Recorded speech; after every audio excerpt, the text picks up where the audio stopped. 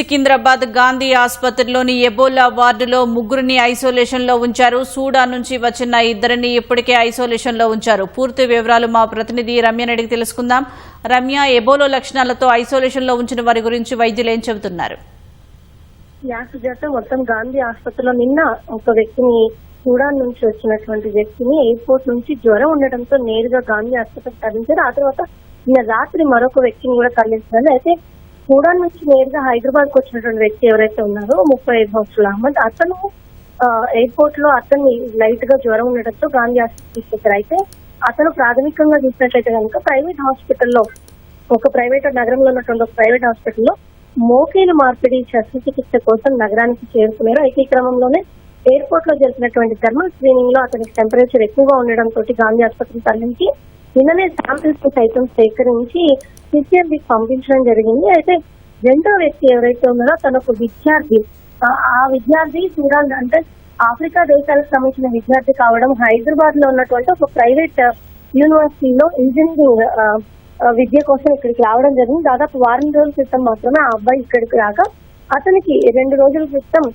అంటే ఆ నగరానికి చేరుకున్న దాదాపు 5 రోజుల తర్వాత క్రమంగా జ్వరం లక్షణాలు బయటపడడం జరిగింది. అయితే ఏదైతే ఆఫ్రికా దేశాలు ఉన్నాయో, ముఖ్యంగా ఎబోలా ప్రబలుతున్న ప్రాంతాల నుంచి వస్తున్న వాళ్ళని ప్రభుత్వం సెల్ఫ్ ఐసోలేషన్ లో ఉంచుతుంది. ఈ నేపథ్యంలో ఆ వ్యక్తి ఎవరైతే ఇక్కడ చదువుకోవడానికి వచ్చిన అబ్బాయి ఉన్నారో తను సెల్ఫ్ ఐసోలేషన్ లో ఉన్న క్రమంలోనే తనకి జ్వరం లక్షణాలు కూడా బయటపడ్డాయి. అయితే తొలుత అతన్ని ఐసోలేషన్ లో ఉంచడానికి ప్రధాన కారణంగా ఇచ్చినట్టు ఎబోలాతో పాటుగా ఆ అబ్బాయి ఏదైతే ఎల్లో ఫీవర్ కి సంబంధించిన వ్యాక్సినేషన్ తీసుకోవాల్సిందో ఆ వ్యాక్సినేషన్ తీసుకోలేదు.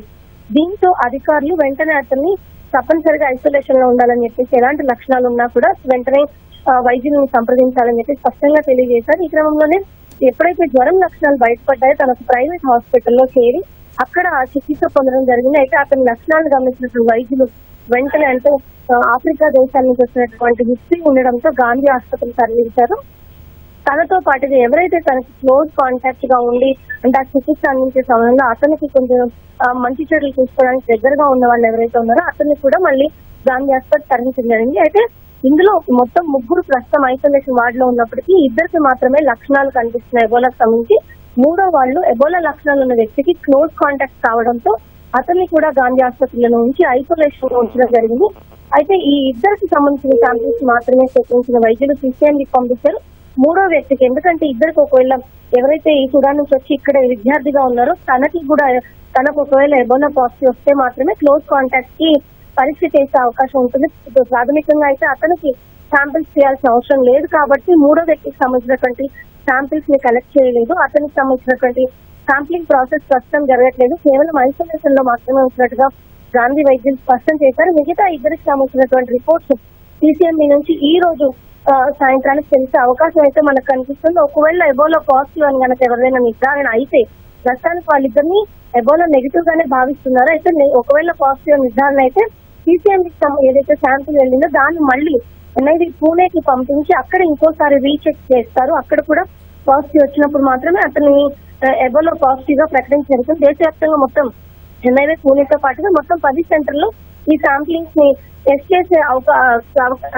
చేసేందుకు అవకాశం కల్పిస్తారు. అయితే అన్ని శాంపిల్స్ ని ఖచ్చితంగా ఆ స్థానికంగా ఉండేటువంటి సెంటర్స్ లో టెస్ట్ చేసిన తర్వాత కూడా మళ్ళీ దాన్ని ఎన్ఐవి పూణేకి పంపించి అక్కడ రీవెరిఫికేషన్ చేసే ఆస్కారం అయితే ఉంది. కాబట్టి కొంత రిజల్ట్ రావడానికంటే ప్రాథమికంగా సిసిఎంబి ఈ రోజు సాయంత్రానికి రిపోర్ట్ ఇచ్చినప్పటికీ కూడా వీళ్ళు పాజిటివ్ అయితే గనక 2 రోజుల తర్వాతనే మళ్ళీ 2 రోజుల తర్వాత రిపోర్ట్ వచ్చే అవకాశం ఉంటుంది. ఒకవేళ నెగిటివ్ అయితే ఈ రోజు సాయంత్రానికే వాళ్ళకి సంబంధించినటువంటి రిజల్ట్స్ గురించి అనౌన్స్ చేసే అవకాశం ఉంది. ప్రస్తుతం ఇద్దరు ఆరోగ్యం కూడా నిలకడగా ఉందని చెప్పేసి వైద్యులు స్పష్టం చేసినట్టు.